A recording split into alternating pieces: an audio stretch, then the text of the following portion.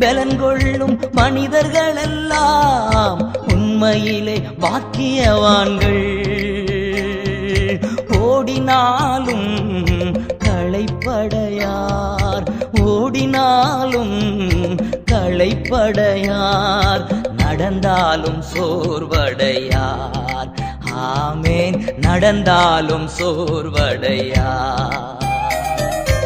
ஆறுதலின் தெய்வமே, உம்முடைய திருச்சமூகம் எவ்வளவு இன்பமானது. ஆறுதலின் தெய்வமே,